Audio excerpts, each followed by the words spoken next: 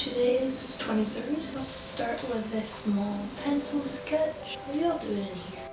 Last week, I spent time organizing pictures into groups of which ones were better for painting versus smaller sketches. This is the one we're gonna do first, though. It's my little brother at home. I really liked the lighting scenario, and there's an interesting use of some larger shapes and color blocks along with little smaller details over here in the background. It helps create depth. Print. How do I make it a little one? Oh, I know. We should put this in Procreate. Oh yeah, this is cool. I love the lightness around him. Print. That looks pretty good. Just imagine this on that canvas. I need my tiny ruler, and the last place I think it was up here. Yay! 5 inches by 3 3/4. That's perfect. The sunshine is back. I actually really like it.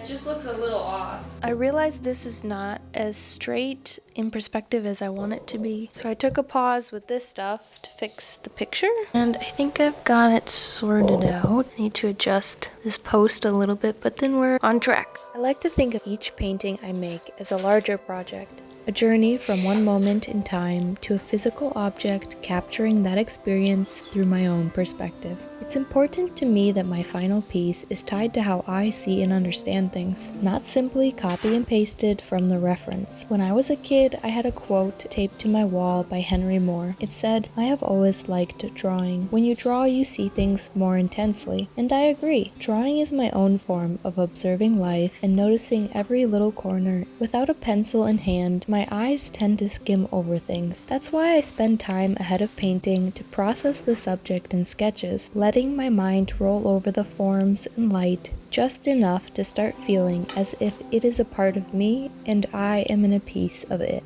The whole point of this is to see the design of the values, but also figure out what edges are lost. For example, the top of this tractor and the dark space behind it are kind of the same values, so you don't really get a clear line.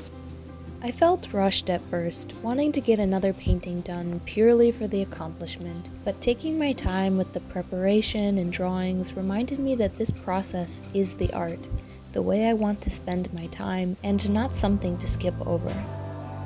I'm getting closer to done, so I'm going to simplify the image a little bit and try and finish the sketch in the next hour. Yeah, maybe 2.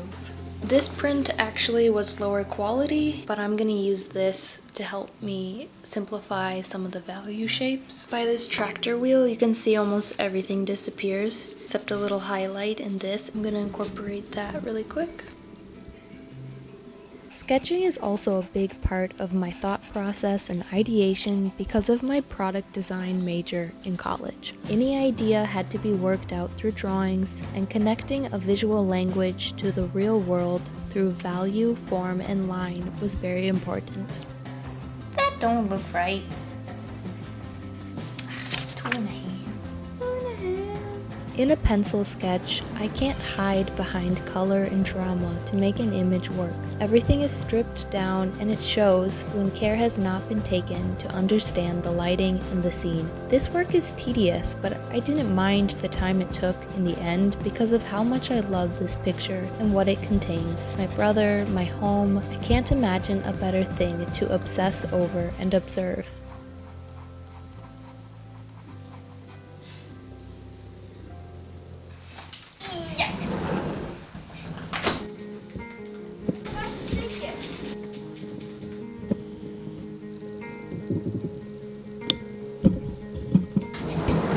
That's stinky. I'm gonna put some more of my pencils in here. I test out colors here before the next sketch, so I don't have to make these decisions while working. Sharpening pencils and getting out everything I need first allows the actual drawing time to flow better. Yeah. Now we're gonna pick out color pencils to get the colors a little more accurate. That's pretty good.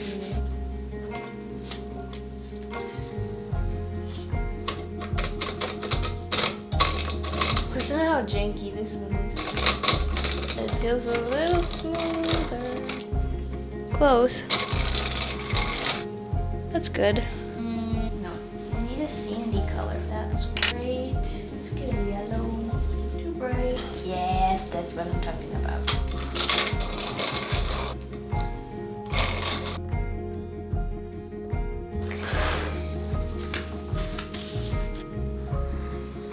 I think I'll do a grid. The hours slipped by and I found myself working later than I had planned. For some reason, I had thought I'd get both of my sketches done in the same day, but I wasn't alone, and having another person around me working usually keeps myself focused as well. I often have days with little motivation, so in the times that I do, I make the most of it. I think I'm ready for color now. Ow, this hurts my hands. That's the only bad thing about these markers, is that they're hard to open. Not bad, not bad, not bad. While people talk a lot about the final results of an artist's work, how often do we think to ask about their routines? Their normal everyday problems, like having the time or energy to create, the processes they rely on so art can be made despite mental blocks and responsibilities. It becomes a secret, and we naturally start to think that they must know all the answers as soon as they begin their work. But this is never true, as creating in itself is a process of problem solving and becoming closer to understanding ourselves and our environment.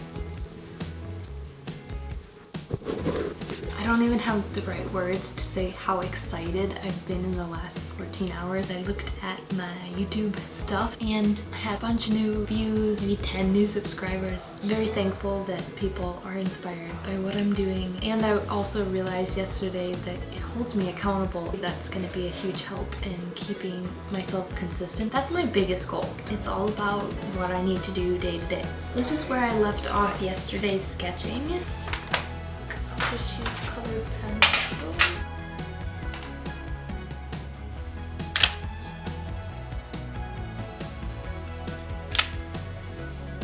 I wish I could zoom in on the actual drawing.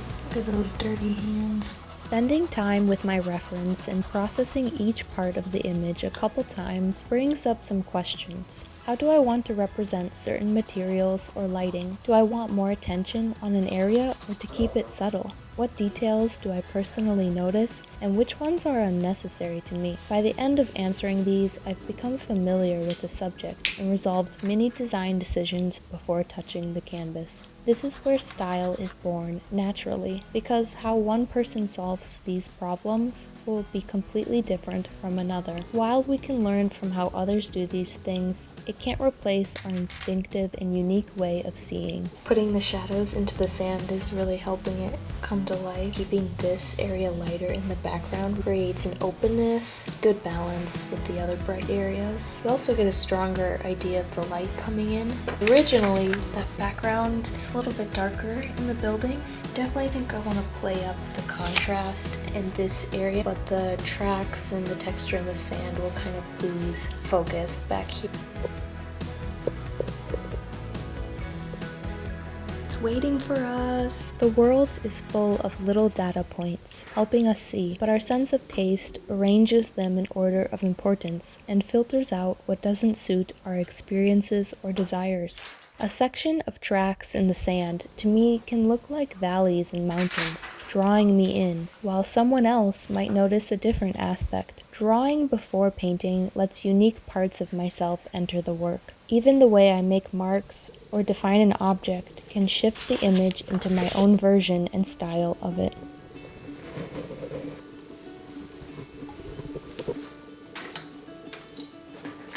The sketches are done. I'm gonna take some time to look at them and figure out what I learned and what I want to take from them into the painting and the drawing. But for the moment, I am hungry and I'm trying to be better about taking breaks. So yeah, let's do that. Let's take a little coffee/YouTube break. And this guy does not want to be alone. Wow, this is a nice composition with you there. She's such a grandma. Pancho wants to be in the shot. I guess not. This is where we veg out.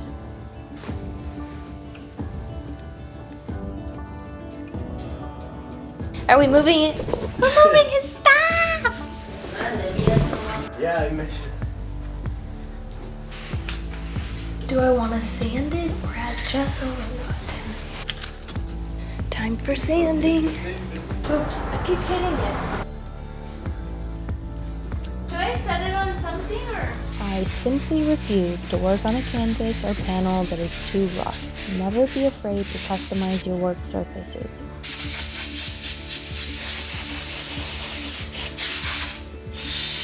Okay, now I'm ready to go. I did not start drawing on my canvas today like I wanted to, but it is sanded and ready for tomorrow, and I'm snacking, watching a video. It's cold and super snowy today. It's really pretty outside, but I also know that means we're snow plowing later. That's a pretty tiring job. Oh my gosh, the trees look gorgeous. Do you have the blue calculator? So let's just start. Let's draw. We're gonna put this guy there using this a light umber 40%, and that'll pretty much get hidden once I do the paint on top anyways. Yeah. This area. Those two and then Baby ruler, mommy ruler, daddy ruler. That's roughly first line, one of many. Let's mark that. This painting will be and already is a labor of love. I really need a T-square. It carries my obsession of sharing how I see the world. It will have ups and downs along the way and feel as boring as doing laundry at some points. I think it's been maybe 2 hours, and I have this. But that is exactly what this is all about for me, as I try to look at usual things with unusual eyes. I call that good. Because of all of this, I have to go help snowplow and shovel driveways with Yvonne. A bunch of them. This is gonna have to wait until later. Wish us luck. Goodbye guys, see you next week for more on this process.